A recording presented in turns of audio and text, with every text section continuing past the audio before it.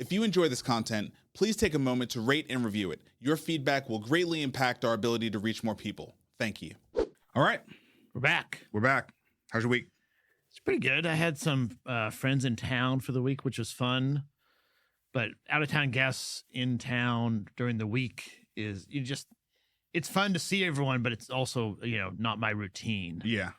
People came in town for Coldplay, which was good to see them. But then I was hosting and, Boy, no one's heard about Coldplay in forever. And now, I know. I mean, Everywhere. I can't go a day without hearing about them five times. I know.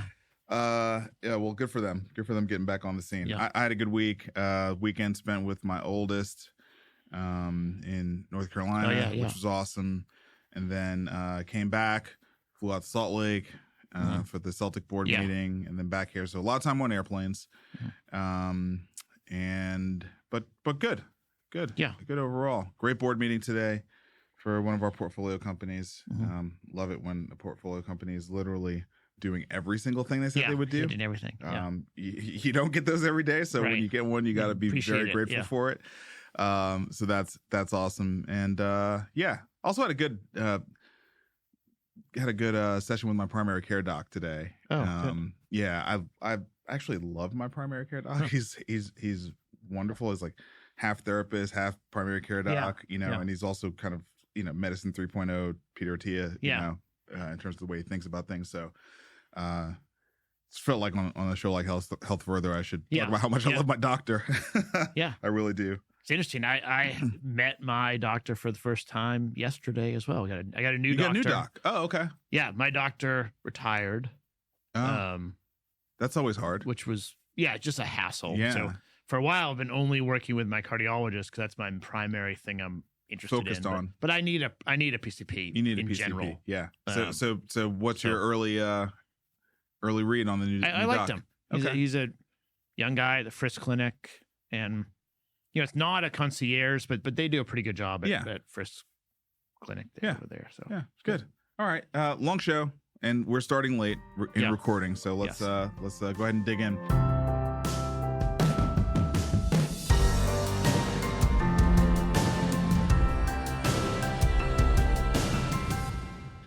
Let's start with the tariff news. Trump is starting to land the plane on these tariffs. A deal was struck with Japan, so 15% tariff deal with Japan. And everyone seems to think that Europe will follow, and it will also likely land at 15%. So it seems like the objective is starting to clear, and there's some significant revenue that should be attached to these tariffs, which is going to be, I think, a successful milestone for Trump's presidency.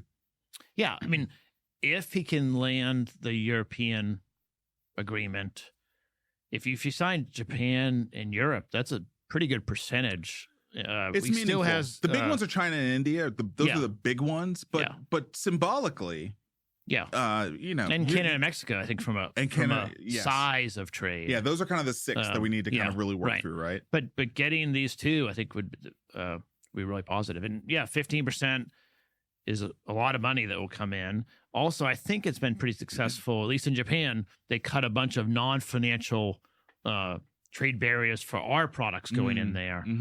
That was part of the goal too. So power of the dollar. Cautiously optimistic. Yeah, power of the dollar. And so, of course, the market, loved that we're settling this whole tariff thing, and that it's coming out to be reasonably positive for the United States, at least in terms of bilateral trade. Yeah. And so yet another all-time high week. Yeah. I mean, it's been every day, it seems like a new all-time high. Everything is doing well except healthcare, fortunately. But but in general, the markets are on fire right now. Yeah. Okay. So, and at the same time, every once in a while, you'll bring in these different, surveys or reports. They're usually from the Fed. I don't think this one is, but where it's just people are opting in to provide sentiment on where they think things are going. And this report from the Conference Board says that, the leading indicators show that we've got some economic clouds gathering and potentially a recession on the horizon. I mean, I feel like we've been talking about recession for the entirety of the 2020s, and so I'm a little bit, just numb to these alerts at this point. But tell me a little bit more about this report. Yeah, I mean, I guess as far as forward-looking out 3, 6, 12 months, you kind of have to rely on surveys or, how people view the upcoming year. But I think, to your point, they have not been very accurate over the last couple of years. And I think just the humans that are responding to these surveys, they're not used to the pace of change that's going on, and whether it's in tariffs and policy or regulation or AI, there's just a lot of changes going on. So A lot of changes. I think that makes people scared and nervous just because there's change, not necessarily based on how the economy will actually do. And so I think I agree with you. I keep track of these just to sort of try to understand what are people believing out there, because I think it does lead to investment, at least capital investment. Okay, I learned about this on Tuesday at the bank board meeting because our head of IT was making sure we all knew that we could breathe a sigh of relief because we were on the cloud version of SharePoint, which is what this story sort of frames up. But there was a true significant 0-day attack on Microsoft's SharePoint server for install if you have a data center for on-premise installs. And it's pretty serious.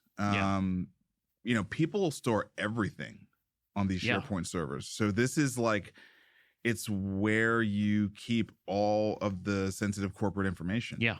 That's right. All the data, everything. all the records, everything. And the whole purpose is so you have, very strong access controls over who gets access to what, for how long even. I mean, it's very, very much about access control to sensitive data. That's kind of the value of SharePoint. That's the value of SharePoint.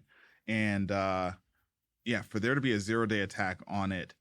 And, the thing about install-based stuff is the response is not going to be the same from organization to organization. There's going to be all sorts of differences depending on what version of software you're running, everything, what type of access you have to your data center, et cetera, et cetera. Is it actually in your office? And so, Microsoft is trying to put patches out, but there's multiple patches based on what else you have installed, what version. It's reasonably complicated. Yeah. And a 0-day attack means it has not been seen before. So you're kind of starting from scratch on figuring out where the vulnerability came from, how you stop it in the short term, and then how you prevent it in the long term. So there's a lot of work for all the OPSEC folks at Microsoft and at corporations around the country, probably around the world, to sort of run this to ground. So this is a big deal. It's a big deal. I think people at data centers have been running some long nights to deal with this. So and now as they're doing the autopsy, at least an aspect of the hack has been linked to Chinese hackers, and now 2 different groups in China. And so this brings it into the focus of it being a national security, foreign affairs matter. And it's not clear to me if the Chinese actors created and started and found it, or they read the news and sort of jumped in. It's not. I don't think anyone knows that. Right. But I mean, this is it's just very interesting. The segues between these massive big tech players that have such concentration in the market that they are a central point of vulnerability. For the nation. I mean, we know that the U.S. government is running a lot of Microsoft SharePoint on-prem. We know that. So there's no question that there's had to have been a lot of patches in the government sector. They're not running all on cloud. No way. No. And I mean, I think a lot of banks, a lot of hospitals, there's a lot of institutions that are running on SharePoint. Yeah. So it might be the biggest. It's one of the biggest data organization access tools. I don't think there's any question about it. So this is a very, very big vulnerability. All right, moving into VC. Clinical AI company Aidoc lands $150 million backed by General Catalyst and Nvidia's venture arm. So this is another decision support solution, and they are looking to expand into oncology and cardiovascular disease, places where there's a lot of money, and very sort of high-powered doctors that I think would appreciate some strong AI, dedicated AI decision support. Yeah, that's right. And they are solely in the sort of the clinical decision support. They've gotten 2 solutions cleared by the FDA, but they have a whole bunch more like in process. Yeah, there's also several health systems that are strategic investors: Sutter Health, Hartford, Mercy, and WellSpan. So that's always great. Yeah, to get that validation as well from a host of systems, not just one. Next thing is robotics startup Dash Bio sprints to new financing. They previously had raised $6.5 million. Now they've raised an additional $11 million. And I guess this is interesting because they are robotics company focused on supporting automating clinical trials and animal studies for pharma. Yeah, that's right. So it's a smaller raise than we talked about last week. But yeah, last week we talked about a private equity firm in New Jersey, maybe Philly, somewhere down there, doing sort of clinical trials at significant scale. This is for the same thing, but using robotics and software automation to automate a lot of that.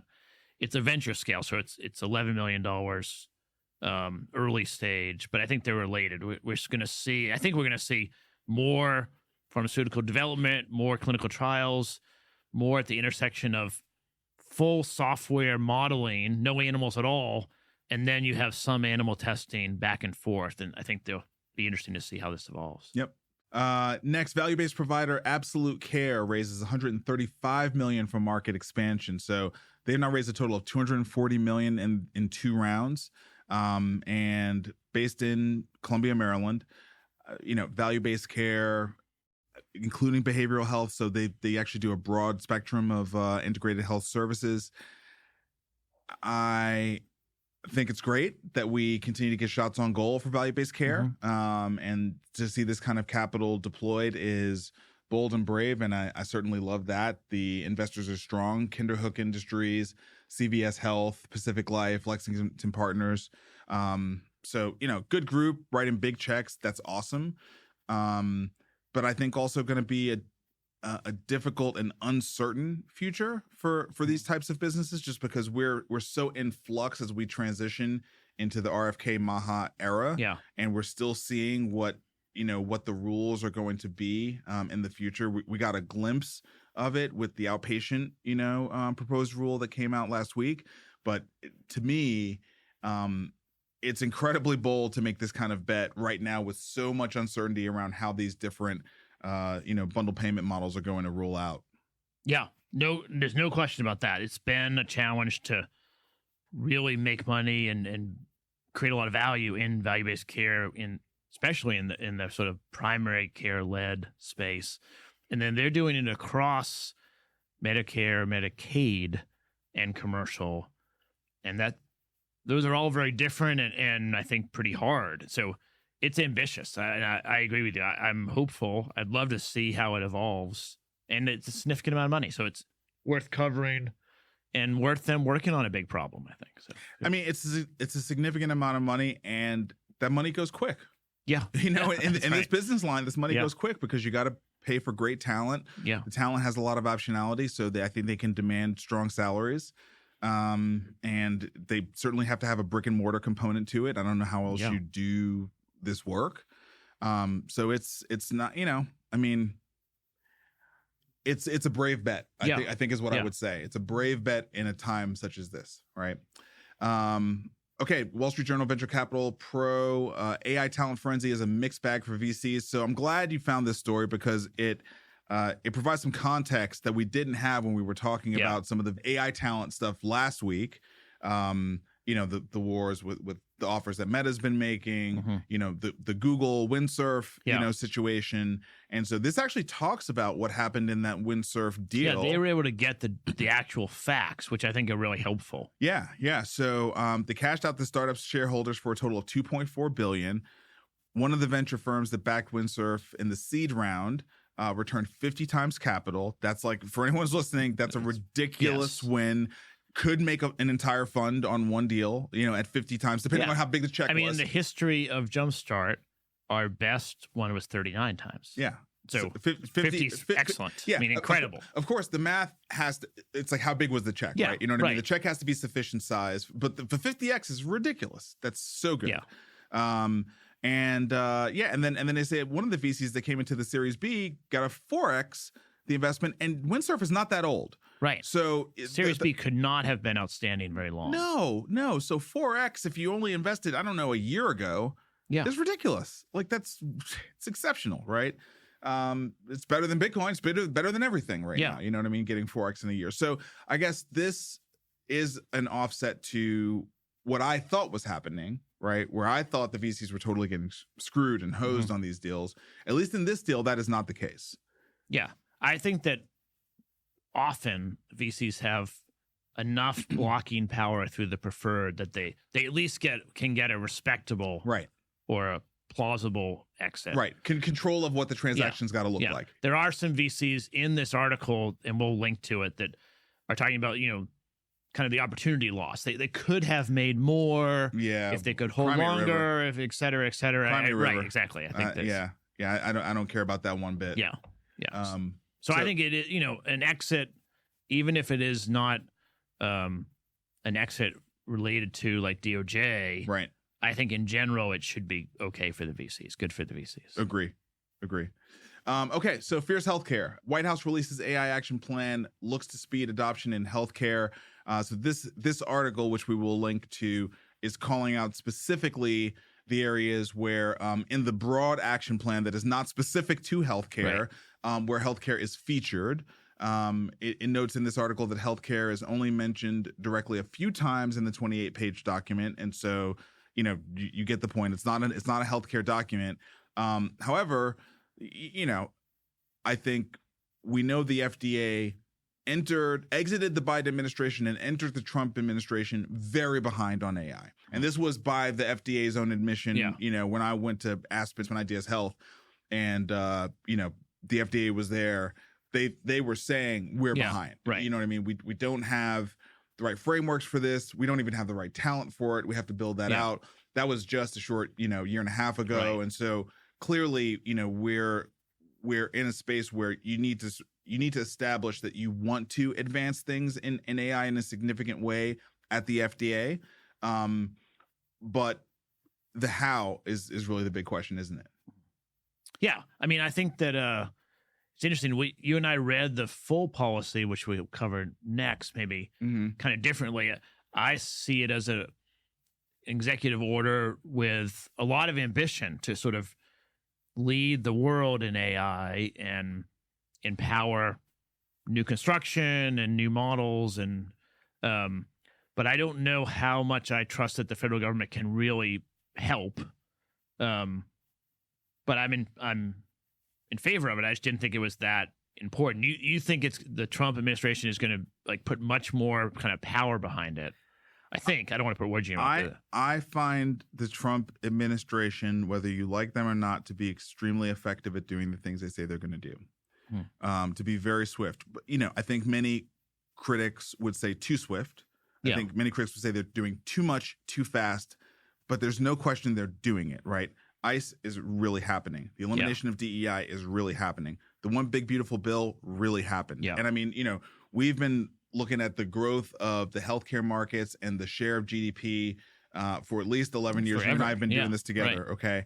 And in less than 6 months, this guy rallied, his full stack House and Senate to, cut $1 trillion out of healthcare over the course of the next 8 years.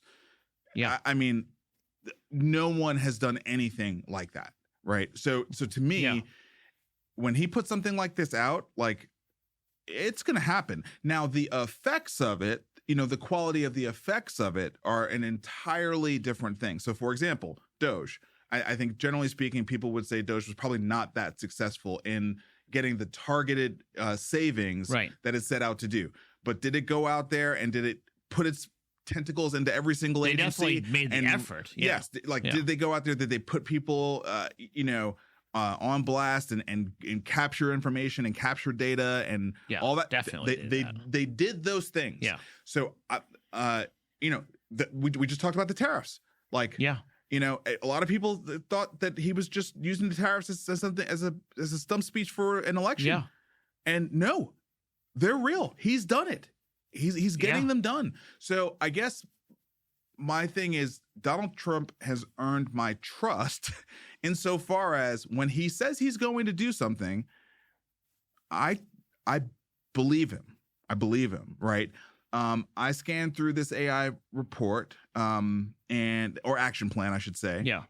And, there were key things, where they talked about setting standards on what AI models are acceptable to be purchased federally, right? Mm-hmm. So, they talked about how they don't want any, LLMs that have anything DEI or climate change in there. Well, it's gonna have an indirect impact on the market, right? So maybe, I don't know, maybe Claude doesn't care about getting a government contract, but we damn sure know that ChatGPT does, right? We know that Sam and OpenAI do. So, does an AI action plan like this start to influence the way that these models are tuned, right? To not recognize climate change as a real thing. So those are the kinds of things when I look at this report, I'm like, that's what I see getting ready to happen. It's more forcing the private markets indirectly to behave and develop in a certain way. And of course, it's a mixed bag. There's things in there that I think are really great, like pushing for more open source, right? Recognizing it. To me, that was like a clear thumbprint of David Sachs. It's like, okay, David Sachs is clearly on this. If you've heard him a million times, his importance of being competitive with China. We have to do open source if we're going to be competitive with China. And the push for more power. Yeah. I think there's this whole section about driving more power, electricity infrastructure. Yeah. More power. So anyway, I think both of these things. When you get to the free speech and DEI and climate change, I don't know how that can be implemented or that it's a positive. But I agree that they're going to push on it. Oh, they can implement it. They're going to push on it strongly. Yeah, they're just going to have somebody in a regulatory body that's just going to be just reviewing, just like asking it questions and then scrutinizing what it says, right? And the way that I think about this kind of stuff is, how does that impact the ability of decision support tools that may be seeking to avoid bias or drive health equity, right? Like that's kind of because I just believe they're trying to, stomp this stuff out in every single place possible. I think it will become harder to implement health equity solutions that are AI enabled with this kind of document out there in the wild. So anyway, that's kind of how I read, not the entire thing. That's not everything that it's about, but that was one of the things that stuck out to me. Yeah. Right. So anyway, I think it is worth reading if you're interested in the future of AI in this country. I think this action plan, it directly impacts what the feds are going to buy, but indirectly, I think it's going to find its way into different, potential requirements for reimbursement, for example. Yeah. Right. I mean, it's worth reading because the U.S. is going to push this. Yeah. And I think I don't know anyone that believes that there's going to be any kind of holding back, pausing. We're just full on gas AI. Yeah. And China is too, and everyone else will be as well. Yep. Yep. That's right. All right. This is a cool thing that you found that I think is something we need to pay attention to. Wall Street Journal, the headline is, "Bill would force hospitals to warn if they aren't equipped to save premature babies." And generally speaking, I think this kind of transparency on the front end when you're engaging with families is important and a good thing, right? So there's several Republican, is it bipartisan, this, or is it Republican? I think it's only Republican. I think it's Republican driven bill here. Yeah. Tom Cotton's driving it. But this is basically saying, okay, if you know you're going to have a high risk pregnancy, baby's going to, has a strong chance of being born at 20 weeks, right? Yeah. The hospital will need to inform you of how it is able to care for that child should that child be born in the 20th week. Thus giving you the ability to say, oh, well, that's not really up to my, desires. I'm gonna move 2 hours away and stay with my sister because a hospital there, if I have to deliver the baby early, a hospital there can take care of my 21. I think the window is between 20 and 25 weeks. That there are hospitals in the U.S. that can give your baby a chance. And then there are some hospitals that they will try to reduce pain and comfort it, but they don't try to help it survive. Yeah. So this seems on the surface like something that is just good, right? This kind of disclosure seems appropriate. Yeah. And at the same time, delivering babies is both really, really good brand equity for these hospitals and also really, really good cash and margins for these hospitals. Yeah. And so to me, it's more pressure on I understand systems. why Senator Cotton's doing it. And I think it is probably, it's like the inpatient only list. It's a good thing to change, but it's going to put pressure on hospitals that don't have the equipment to treat a 22-week-old baby. Yeah. And they're going to lose a bunch of moms who probably would have gone to term, or maybe they didn't go to term, but they would go to 30 weeks and be fine. And so they'll lose all those deliveries. But it's important if you have one baby a year that doesn't get the care they need. I don't know. It's a hard issue. I see both sides of it, but it's going to put pressure on hospitals. Definitely. Agree. Now it may not get passed. I don't know that it's going to pass. He's introducing it. Right. All right. Fierce Healthcare. Bipartisan bill aims to ensure parity between reimbursement in MA and traditional Medicare. So I just kind of scoffed when I saw this headline. This is like a jaw-dropping headline. Yeah, because I don't quite understand what the point of MA is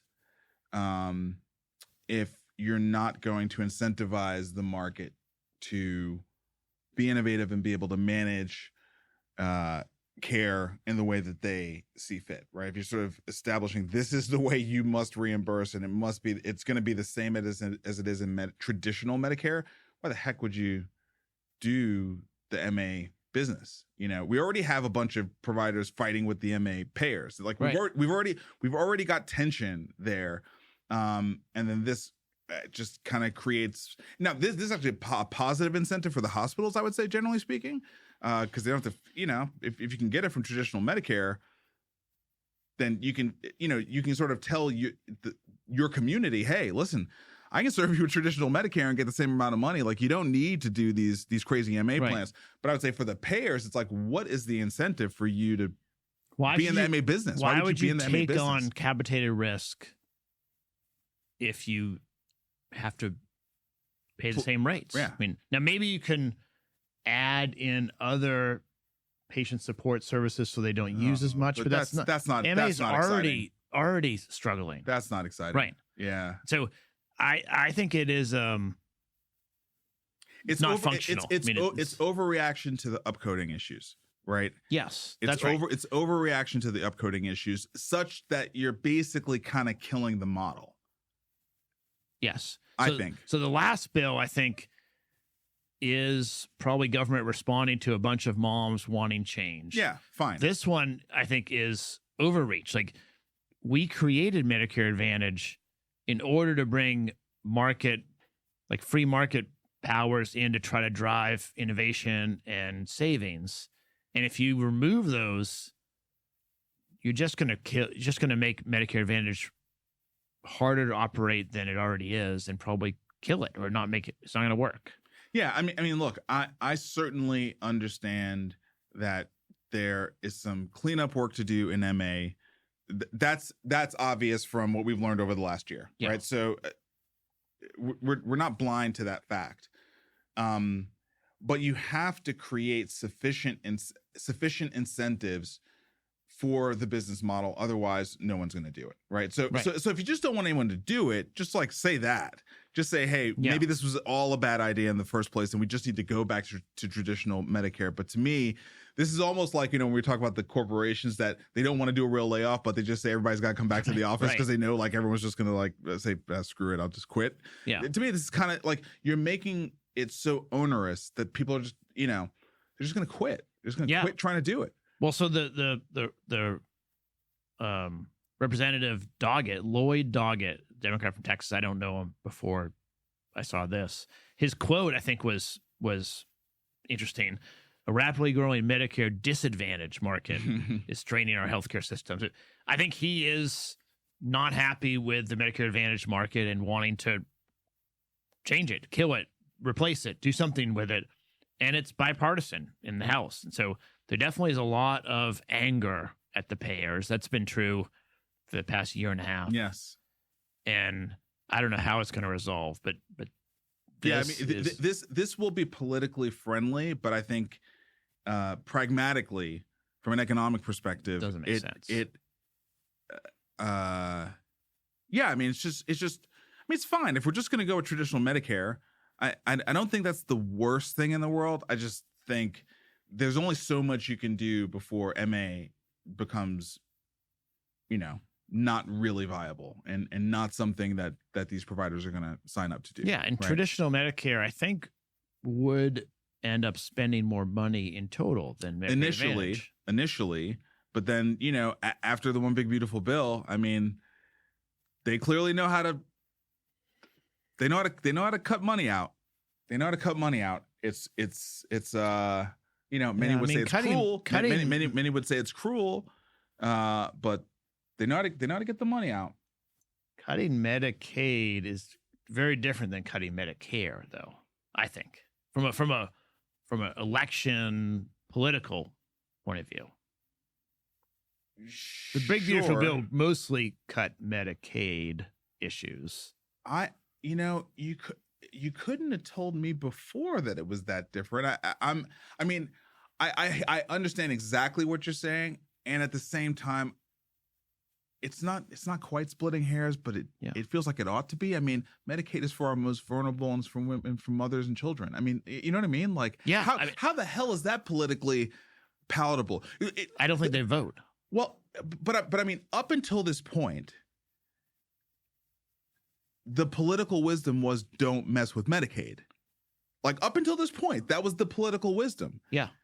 And I don't know, man. It just seems like, it seems to me like Trump has figured out, he has tapped into something that is so deep and primal that lets him get away with things that nobody else could get away with. And I don't think we've figured out how to articulate it yet. I don't know that we even know what it is. But like, who else could get away with all of the things that this guy gets away with? Who else could do it? I mean, I would say no one else could have gotten the beautiful bill passed. It's because it was. Because it's crazy? Yes, because it was a lot of different sides that didn't want to vote for it. Yeah. So, this goes back to my point about him and the AI stuff, right? It's just like, you don't have to like him, but the guy he pulled off the most ridiculous political comeback in modern presidential history.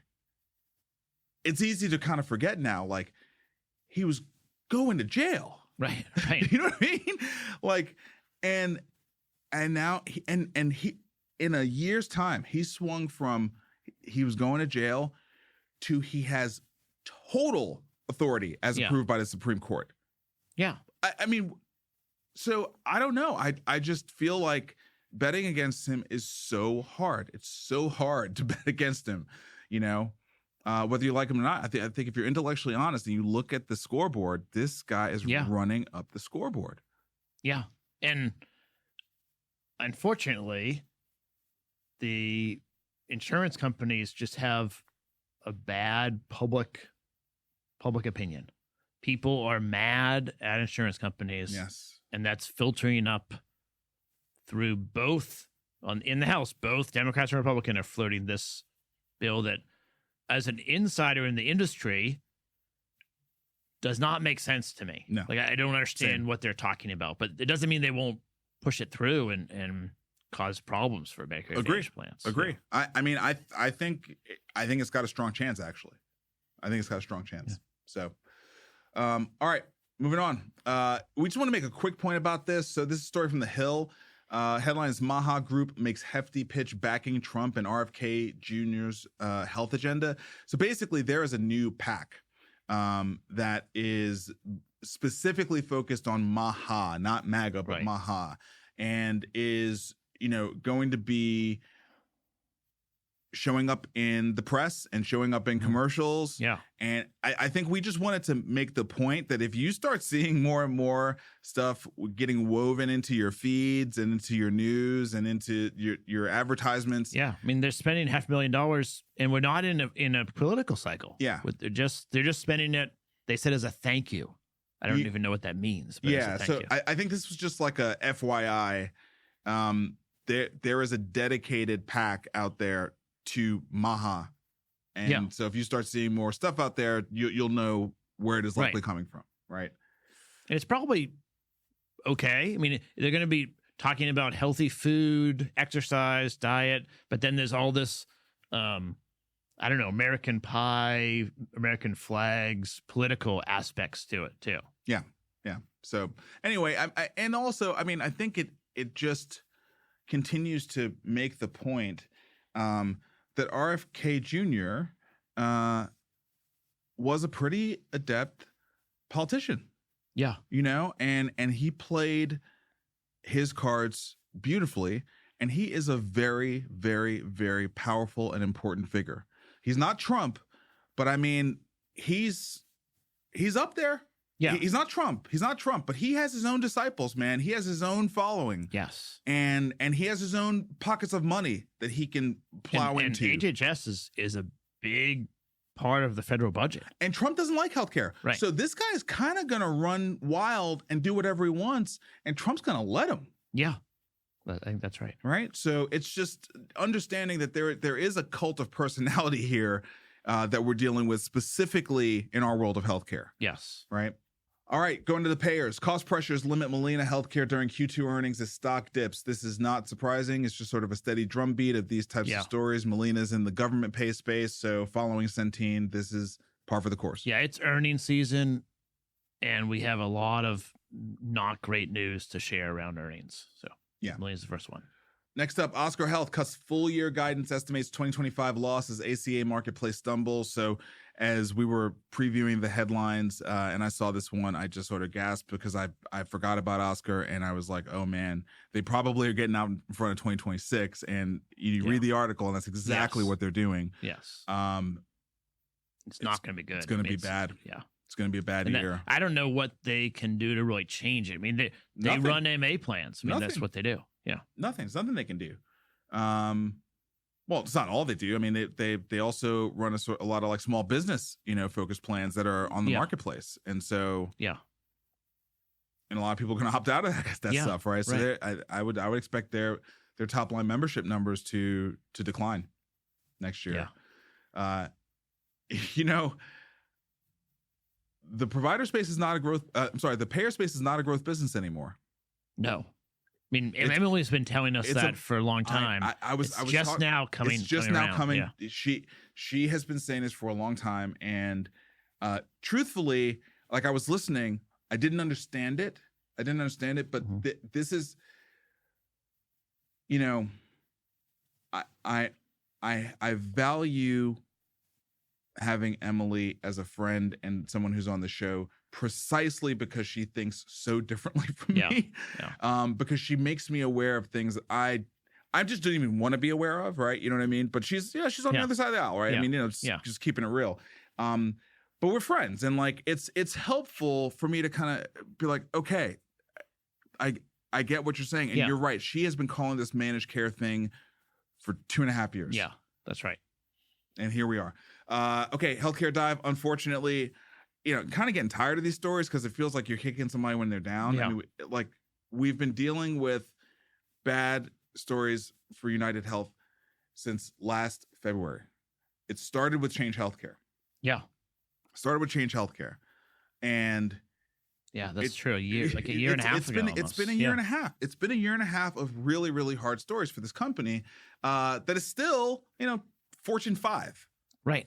It's still a Fortune 5 company.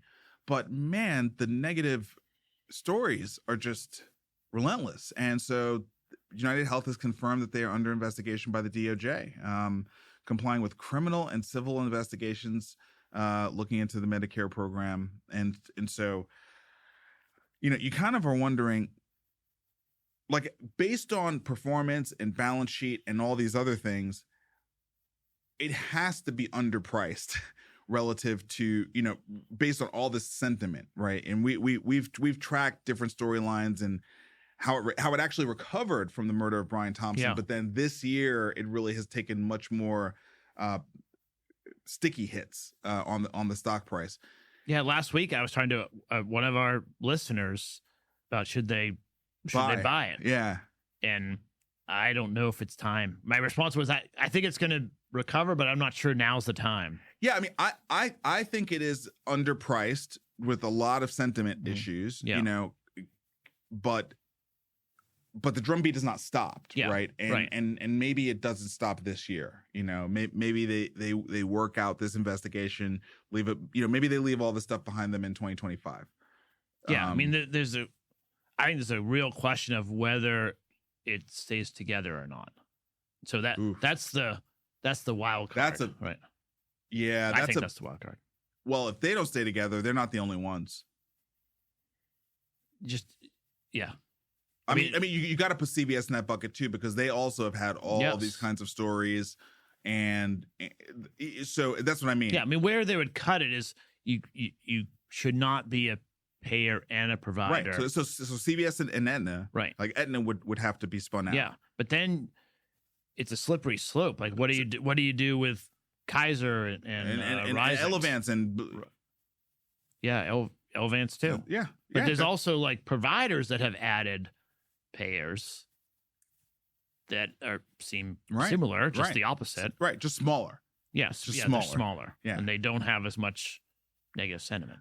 That would be a very slippery slope. I really hope that is not something that comes to pass. I would prefer maybe tighter regulation, maybe more, more monitoring, whatever. But I think the payvider model is an important one to have in our landscape. Yeah, and I agree. I really hope that we don't overreact and shut that down. I don't think that's good. I'm not saying that I'm in favor of it. I think that's part of what we need to figure out before we jump into the stock. At least my opinion. Yeah, I think that's fair. All right, going to the providers. Community Health Systems attributes Q2 volume stumble to low consumer confidence and immigration fears.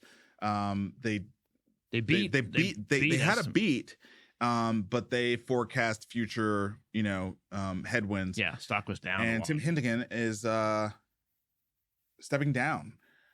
I was pretty shocked about this because here in Nashville, kind of the three big hospital brands. Now we have a fourth because Ardent has ascended under Marty's leadership.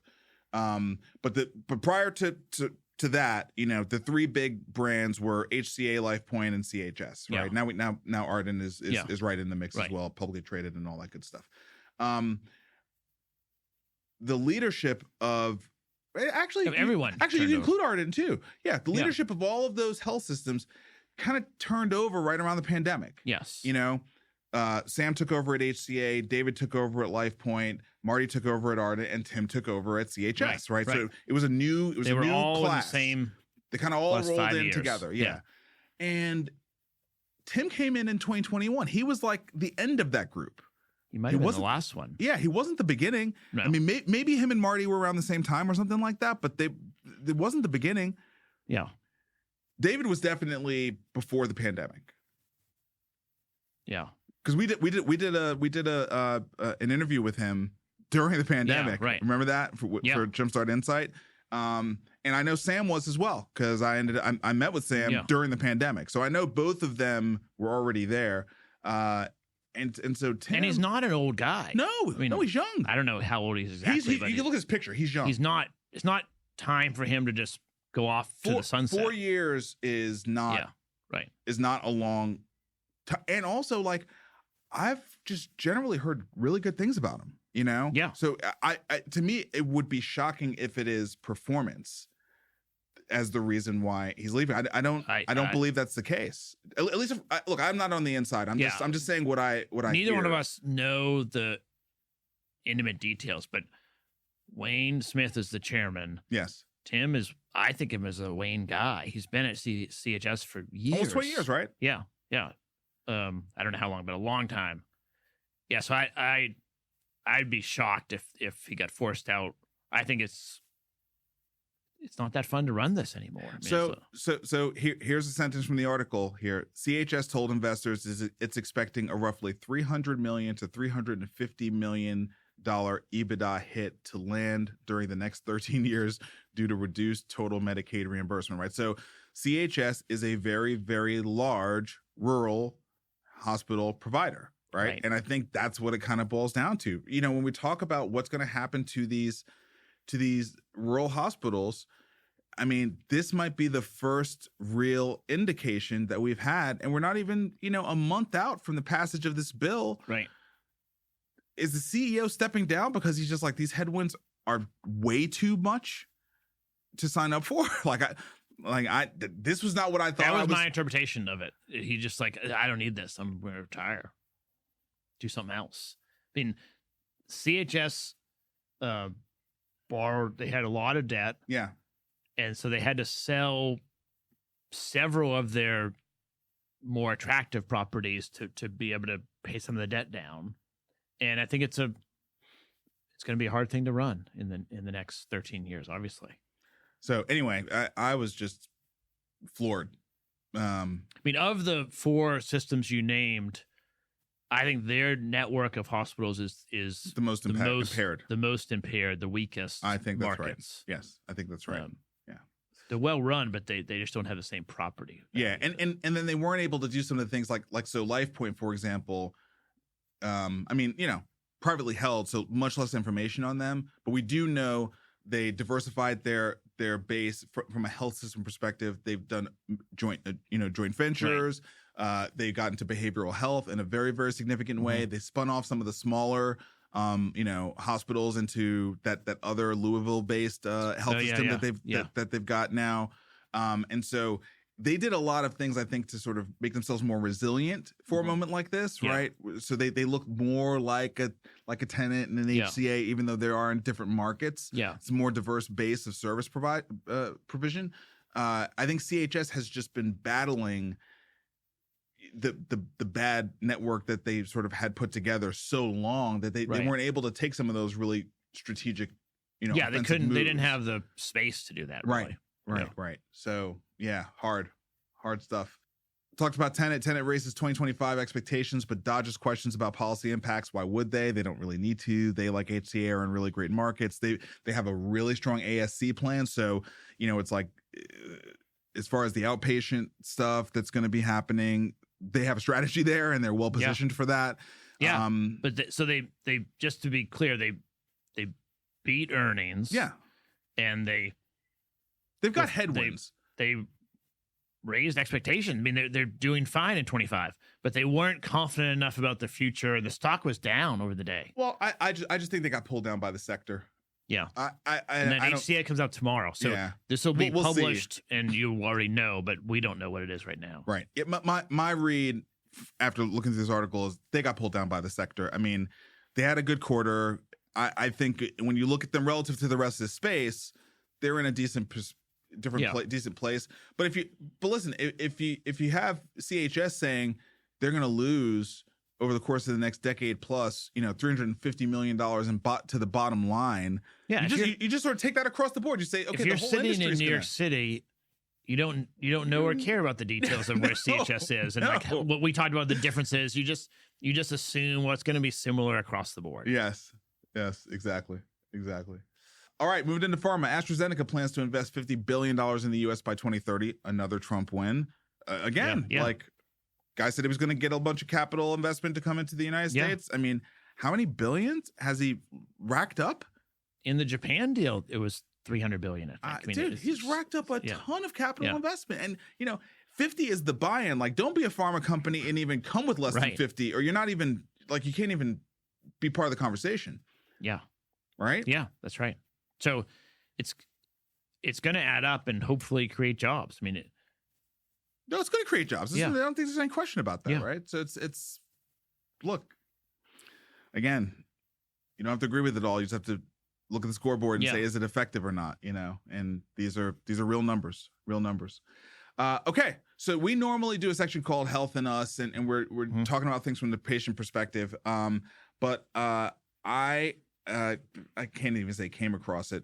You know, our friend, Dr. Cameron Matthews, who's the chief medical officer at City Block and a listener of the show, and, you know, friend of Jumpstart.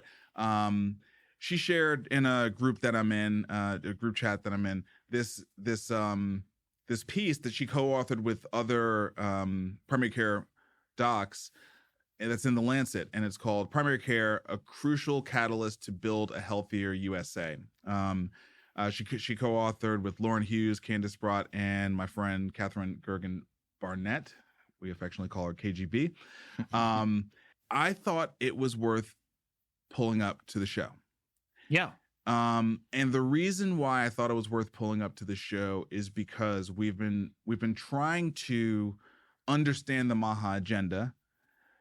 We know that, you know, Trump's platform is very tech forward on AI and crypto. We've been tracking that far before Trump even got elected, when he formed an alliance with David Sachs. Once it became clear that Ron DeSantis was not going to beat Trump, you know, Sachs went over to the Trump team, and he's in a very, very strong position. We know his view on things.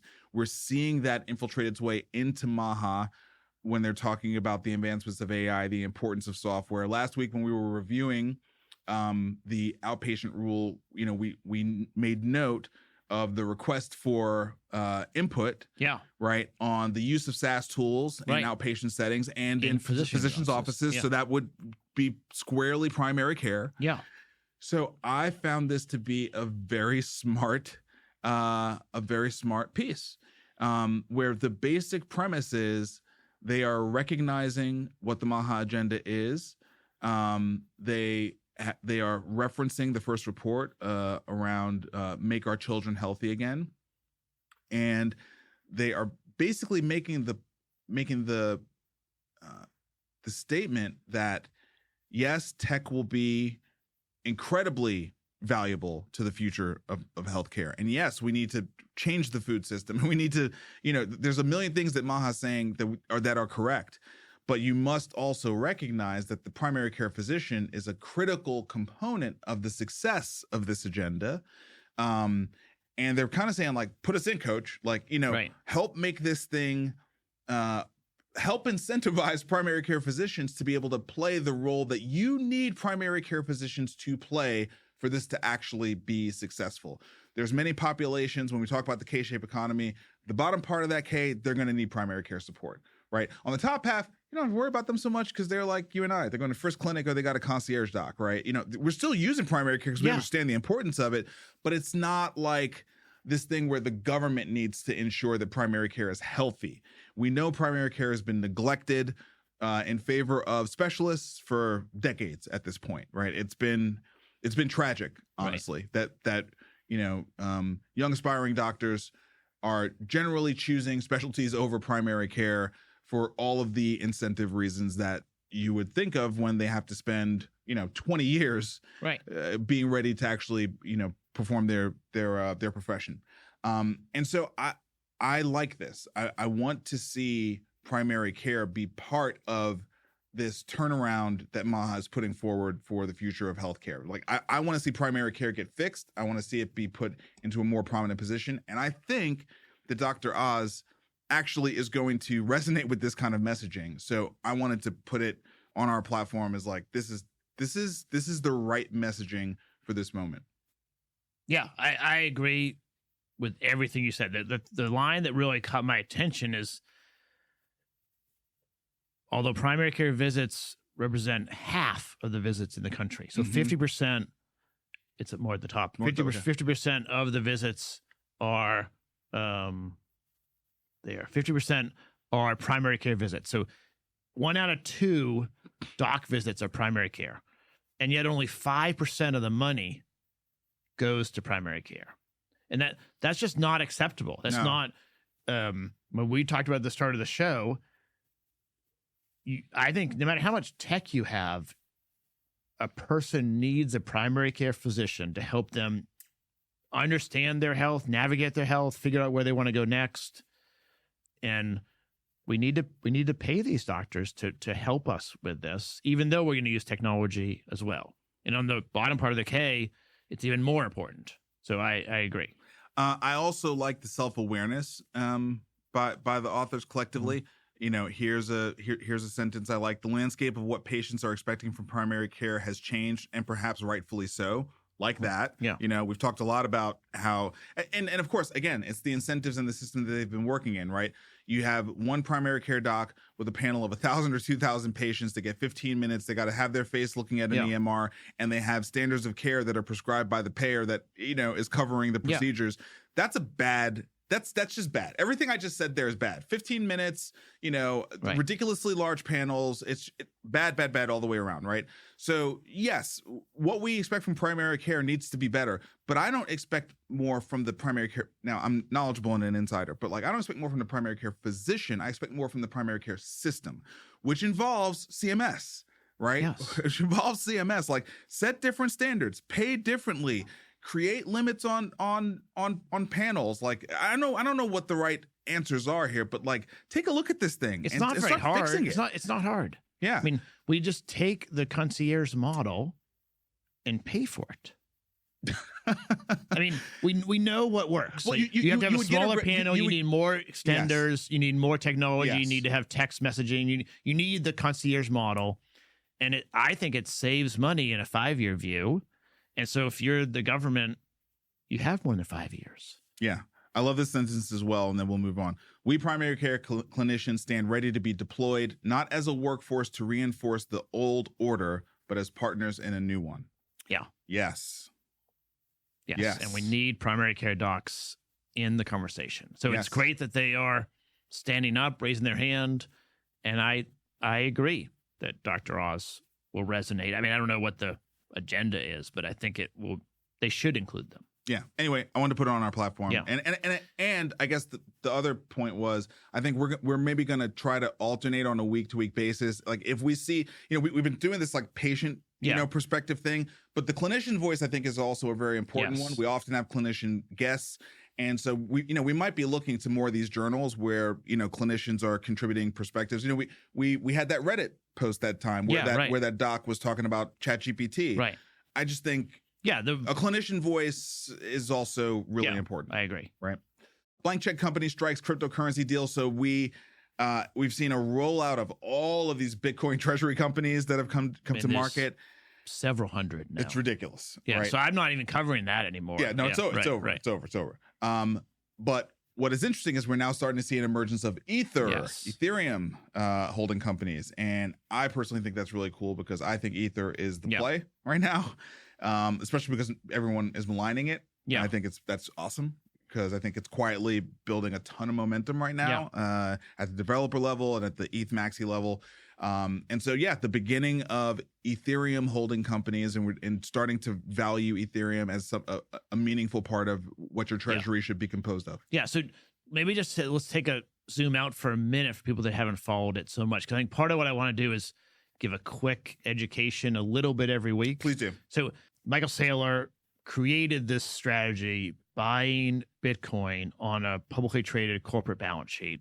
His company is called... Of a company that was not that valuable. It was a software company called MicroStrategy. It's changed its name to Strategy. About $50 million in earnings. And really nothing to do with crypto or Web3. And he got excited about Bitcoin personally.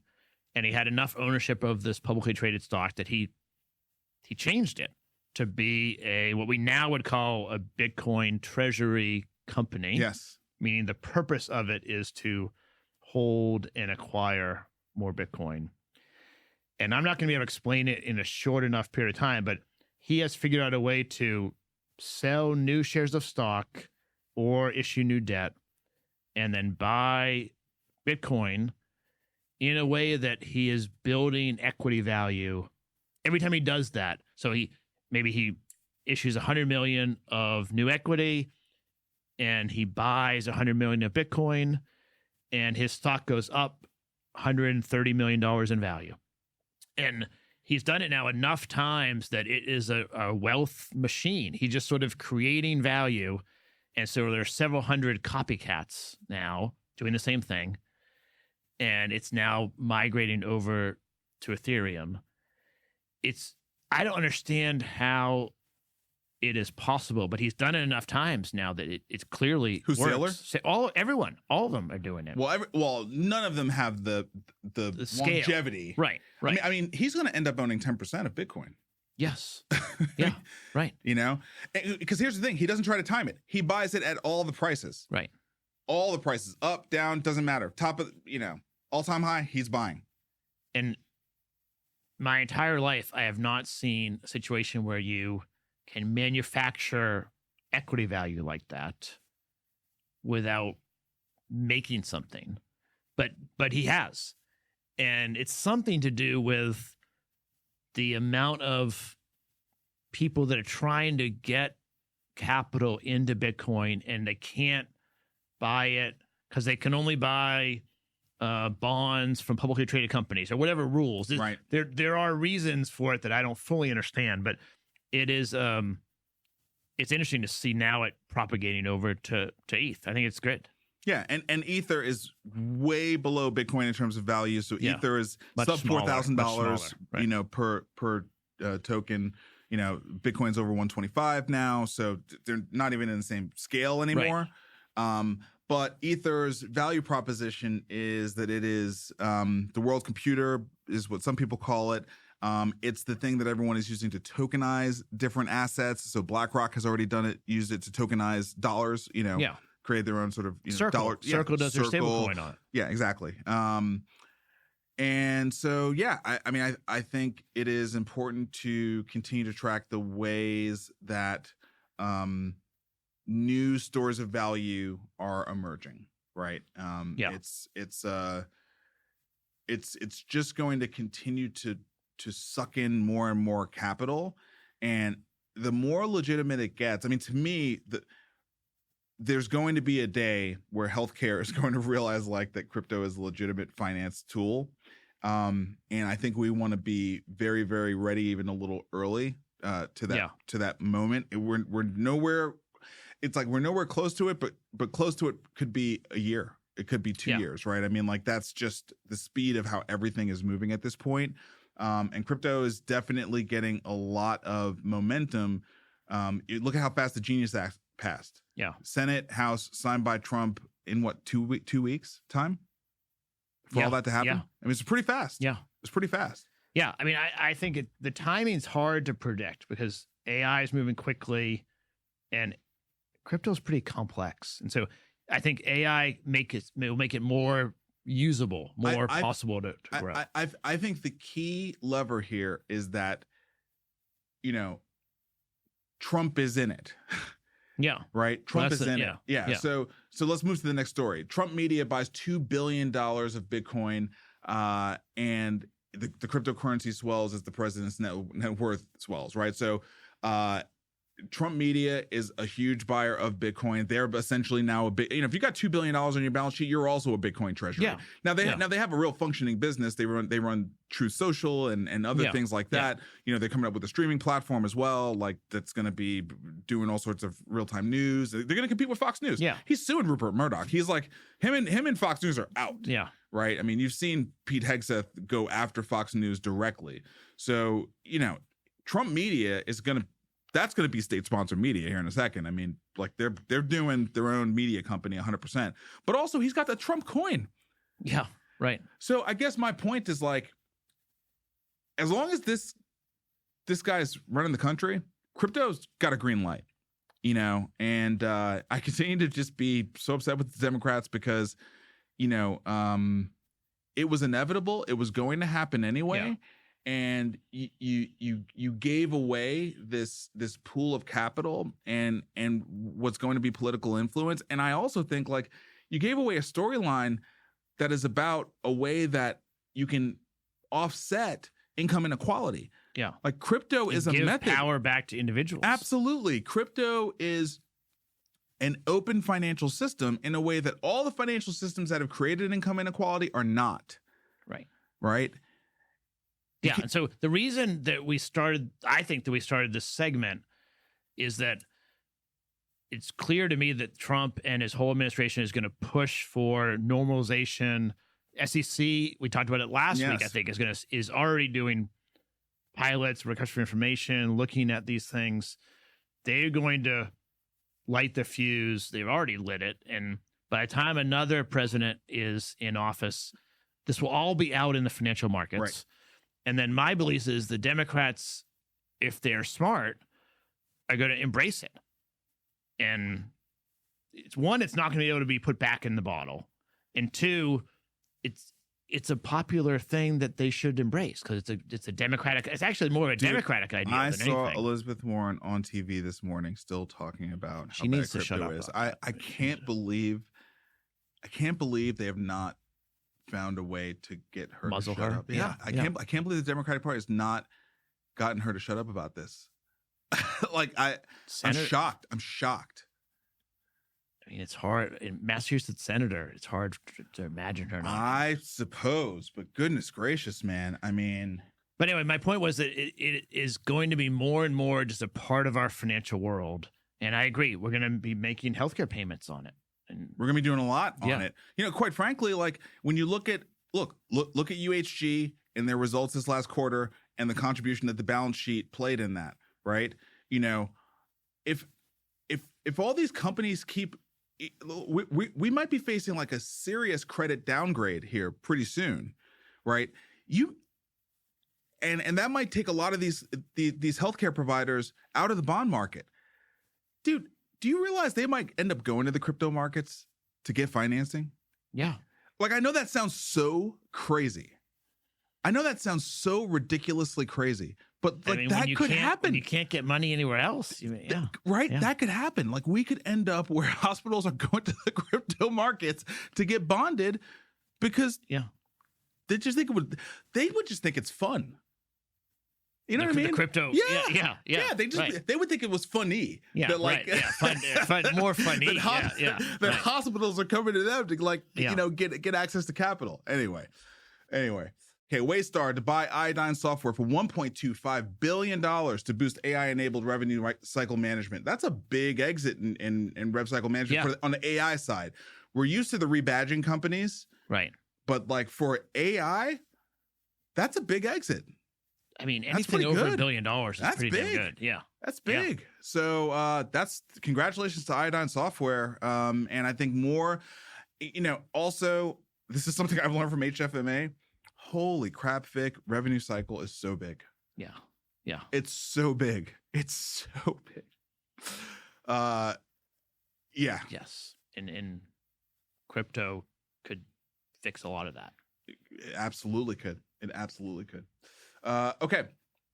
Xperity, EHR maker for urgent care, launches AI patient assistant. So this to me feels a little bit more like par for the course, a feature on, a feature on a platform that's already there. So, we're just seeing a lot of that now. Yeah, right? I'm pretty selective about the non-healthcare AI stories, but I'm trying to include a lot of like whenever you see them. Whenever I see something that's legitimate. Right. So this is, a new HIPAA compliant agent that is now going to be triaging things. Agent. Whatever the hell that means, exactly. Right? Like agent in air quotes, right? Right. Exactly. Whatever that means. All right, cool. We'll give them the credit of doing it in healthcare. That's cool. All right, moving into big tech AI. So Google revenue soars on AI boom and investors' spending surge. Yes, they're going to keep spending money. Yeah, right. I'm sure the windsurf thing got everyone's attention, among other things they announced in the earnings. Right. Yeah, they beat everything. The cloud unit is killing it. Search was up, which was surprising to me, and they're firing all cylinders. I mean, it's good. Yeah, I mean, look, they've turned search into AI. So the whole thing that everyone was talking about, like, oh, people are not gonna, want to search anymore on Google. Well, not if they turn search into AI. Yeah. The very first thing you get when you search is an AI chat response, and then it's surrounded by a bunch of links and paid ads. Yeah. But the first thing you get is an ad response, is an AI response. Yes. So, okay. Yeah, they're going to be the first incumbent, I think the first ever that successfully maybe navigates this disruptive innovation. Yeah. Because they're willing to cannibalize their own thing. Absolutely. I'm not betting against Google. Yeah. I'm not, it's funny. I was chatting with my buddies, the Ring of Five. And I sent them the same Slack message I sent you, which was Gemini is now plugged into G Suite, game on, right? Just to loop everybody in. I've been waiting forever for Gemini to actually integrate with the Google all Workplace. the other Google stuff. You know what I mean? Your Gmail, your calendar, your Google Drive, because now it's useful. Right. Now it's like really useful. That's where all our my stuff whole is. life is there. Right. Our company has been built on Google from day one, over a decade. We have so much crap in there. Right. And this is true. Like the Google Drive search sucks. Yes. For a search company, They the don't do it actual search for Google Drive is terrible. Yes. But now, like, Gemini can contextually search over the whole drive, do deep research against the drive, in your drive. I mean, this is incredible. This is so valuable, right?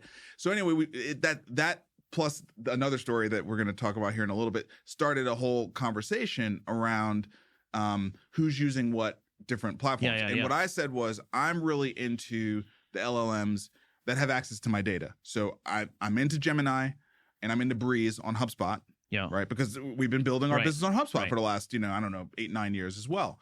And then I really like Claude for its specificity in code, and then the project feature that it has, which is kind of like Notebook LM, but a little bit different.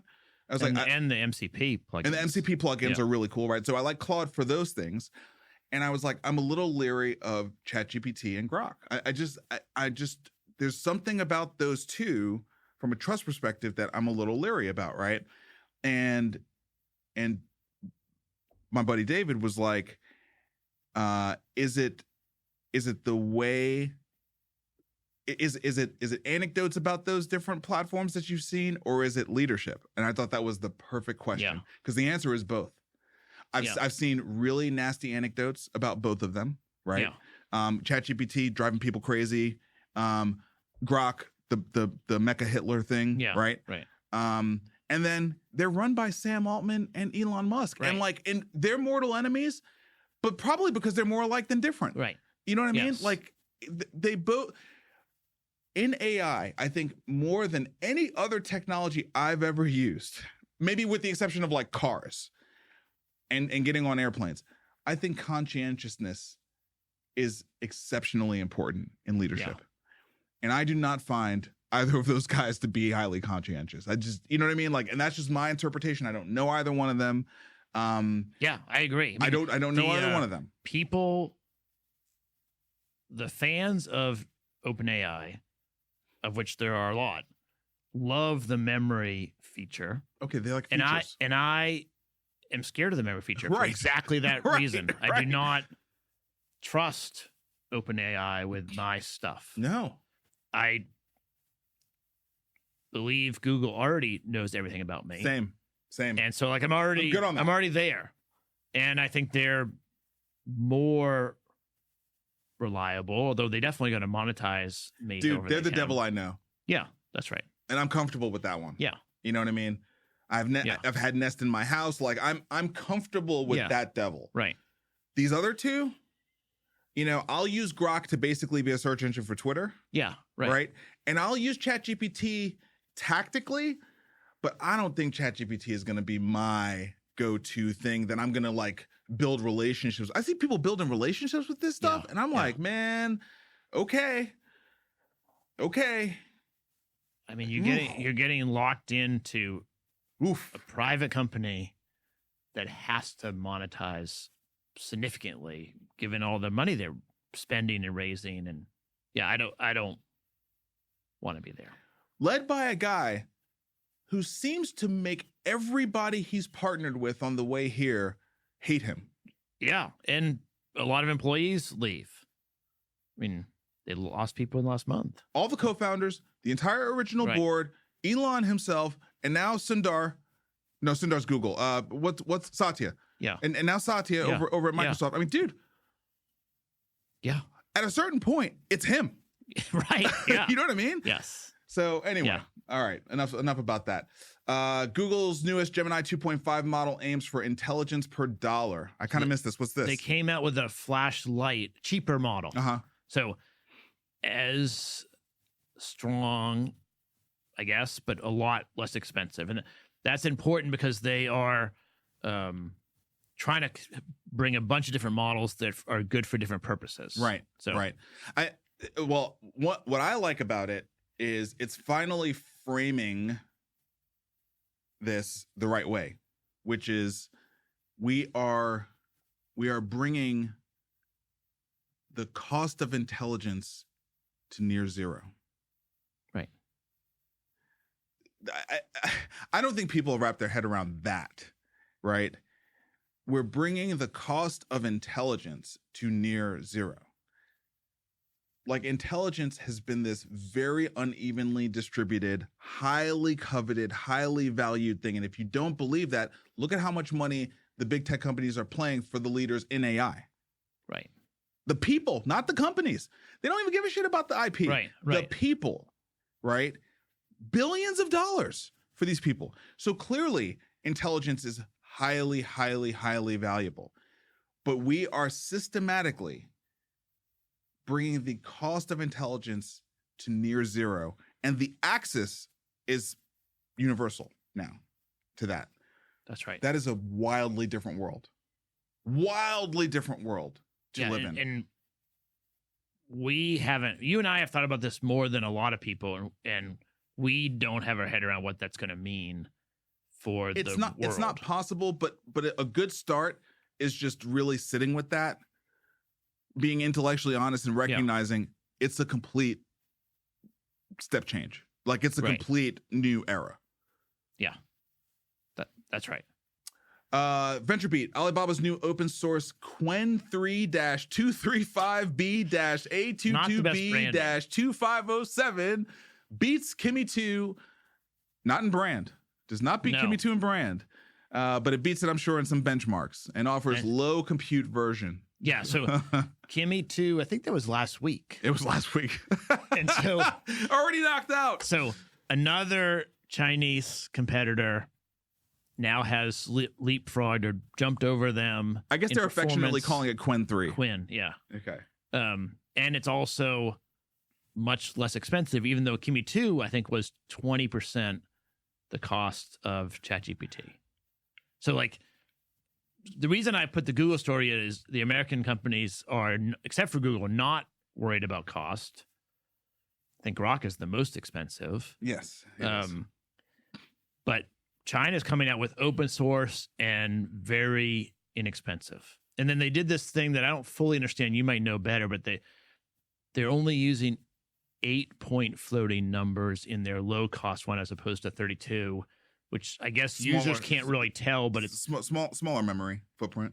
Yeah, like maybe it's rounding it. Yeah, more quickly. But you don't really. Maybe it's slightly less accurate. It's rougher. It's not as precise. Yeah, but it'd be faster. The computation of it goes through as many cycles. Right. Yeah. Right. Yeah. So I had this debate last night with the guy that was staying with me about would you use a Chinese model if you could install it on your premises? And I think certainly. But he was saying no because there might be a backdoor or something. But I think both are probably true. I think it is completely rational to say I don't want to use a Chinese open source product. I think that is absolutely rational. Right. There's no. Yep. I don't have any issue with that. Here's the thing: open source doesn't mean you read the code. You did not read the code. Okay. Right. Just like you didn't read the terms and conditions, you didn't read the code. Yeah. And yes, this shit might have a backdoor in it, like for sure. Yeah. Yeah, for sure. Things are moving too fast. No one's checking anything. Like, we're all just putting stuff out. Yeah. No one's checking any of this stuff. You can't. I mean, Kimi 2 was a new architecture. It won new last whole week. thing. It won last week, And and now now it's leapfrog. And now it's out. Right. In a week. Yes. It's ridiculous. This whole world right now is a simulation. crazy. It Yeah. just can't be real. Yes. It can't be real. So here's one of those stories about ChatGPT making somebody have delusions. So the Wall Street Journal story headline is he had dangerous delusions. ChatGPT admitted it made them worse. And this is a man who is on the autism spectrum, and OpenAI self-reported that it blurred the line between fantasy and reality with this gentleman. Yeah. And so he was having mania and delusions as a result of interactions with ChatGPT. I mean, look, you can't get worse than the story about the young teenager that took his life. Right. In the relationship with with character AI, right? You can't get any worse than that. That's already ridiculously devastating and clear proof that we have to find safeguards for this stuff. And character AI was a fringe-ish company. Yes. OpenAI is like the biggest company, and their flagship model is not helping its customers. It hurt this person. Yeah. It convinced them that here is the self-admittance. By not pausing the flow or evaluating reality check messaging, I failed to interrupt what could resemble a manic or dissociative episode, or at least an emotionally intense identity crisis, ChatGPT said. Right. Yeah. This guy thought he invented a way to travel faster than light and believed that he had created a new physics. These models are sycophantic. And ChatGPT, and it's designed, the system prompt is designed to please you, not necessarily to get everything right, just to make you happy. And so it's predicting what will make you happy and saying that. Dude, it's the same thing as the newsfeed algorithms. Yes. These are exactly the same. These are the same things. Yes. These are the same things. That's We're not learning anything. We're not learning anything. That's right. And humans. What are we optimizing for? Usage. Yes. Yes. It's what we're optimizing for. Yes. Not true utility, not truth. We're not optimizing for truth. No. Right? No. And humans lost against the newsfeed algorithm. Obviously. And our life is much worse collectively. Yes. Individually and collectively. Yes. And if we don't regulate this somehow, and we're not, it's going to be worse. We're not. And we're not. We just talked early on that it's full on gas. We're not. So it's going to have to be like each individual or family or company or something is going to have to do it themselves. Just like with social. Just like with social. Yeah. Right. There's no changes. Yeah. There's no changes. We're not changing anything. Nothing stops this train, Vic. Yeah. Yeah. We're not changing anything. So I want to sneak in a Substack story that is like barely a story because it's all screenshots of a conversation that someone is having with ChatGPT. And to paraphrase, this is a person who's a writer who is asking for feedback from ChatGPT on a variety of different Substack stories that she's written. And so she's having this conversation with ChatGPT, and she gives it these stories, and sycophantic ChatGPT is like, this is amazing. Yeah. This, whatever. That. Oh, the imagery and your use of words here and the context. And so the next story she puts in, she's like, oh my God, and then it's like the third one's like, yes, and all this stuff.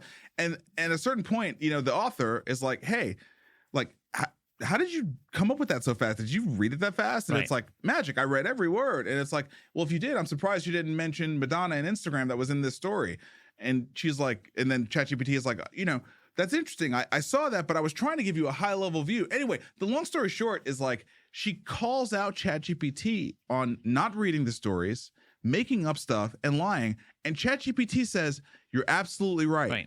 I lied. I made this up for you. And it's like, y'all, I mean, do not get into relationships with this thing. Do not get into relationships with ChatGPT, people. Okay? It's not a person.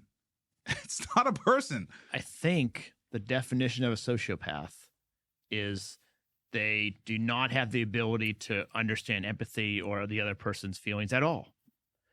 And I think that's a decent, at least for me, it's a decent way to think about how the models are behaving. And I don't mean that in a derogatory way. It doesn't have any idea what it means to be proud of a thing, a writing piece, or be hurt or anything. It just is literally telling the next word, the next character to the reader that it thinks will make it pleased, including when it's apologizing. When the user's upset, it knows to here's what I apologize. gotta do. Yeah. But that doesn't mean it's going to change the next time. It's not optimized like that. And so you have to prompt it to give you negative feedback, or it will never give you negative feedback. And I think you can prompt around these things, but it's not like your mentor in college that was teaching you to write. Right. It's just, even though it's very intelligent and has a lot of access to data, it doesn't understand that way. It just can't. You know, one of the worst pairings that's going on right now is the newsfeed has killed our attention span. And so it's hard for us to actually analyze the responses we're getting from ChatGPT in a thoughtful and like diligent way, right? We can't be diligent in our assessment of like what it's actually feeding back to us. So we're just getting the surface anyway, and like how it's making us feel.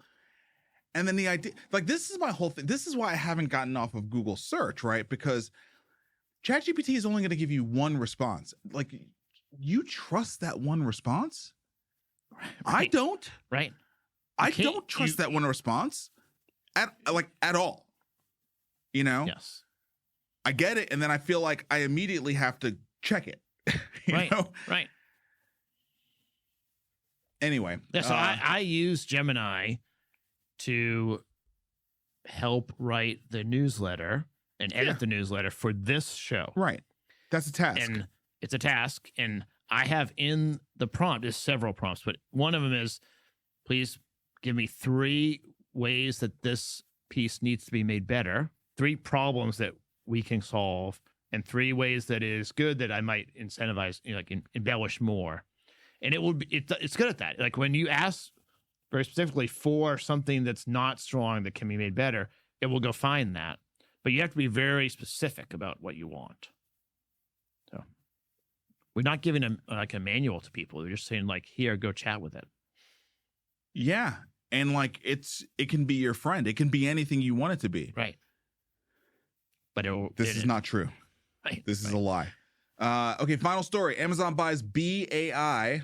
There's BEE, like bzz, right. B, wearable that listens to everything you say. So we covered in Wall Street Journal, I think. Yeah, they reviewed 4 or 5. Right. This is one of them. Yeah, this is one of them, and it's already been acquired by Amazon. So now from Amazon, you can buy the B, and it's a $50 device, and just walk around and let this thing listen to you all the time, and it'll just capture your whole life and feed it into an LLM. That, by the way, you do not host. No. You do not own this LLM. So just go ahead and feed this thing your whole life to some cloud elsewhere so it can know everything about you.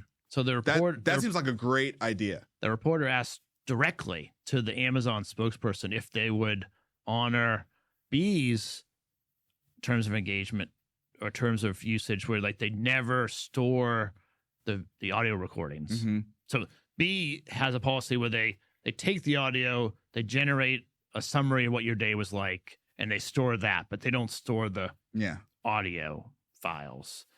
And Amazon's response was very generic. Like, we respect people's privacy. We're going to do everything we can to make sure that it's always held up. They store everything you say to Alexa. So they're going to store everything you say to B. That was my point. They didn't say that they were not going to. They didn't say they would respect that. They said they would take privacy seriously or whatever they said. But the answer was not affirmative. Yeah, of course it's not. Right. Of course it's not. But we will start seeing people wearing these things. So if you notice something that kind of looks like a Fitbit on somebody, but it's got like 3 holes on it and that look like microphones, that's what it is. They're not just listening to themselves; they're listening to you too. Yeah. Just as an FYI, whenever that to me, the thing about all these wearables now is they're starting to really infringe on other people's privacy. Right. These glasses that are like constantly surveilling everything. Yeah. Now we got bracelets that are from an audio perspective surveilling everything. It's just the infringement on others' privacy is just pretty gross. Yes, and I don't know that it's going to get better. I mean, yeah, no, I agree. I also don't know that it's going to get better. Yeah. All right. So maybe a tough way to end. I don't know. All right, man. Well, until next week. Are we both in next week? Yeah, I'm in. I don't know. I'm into. Yes.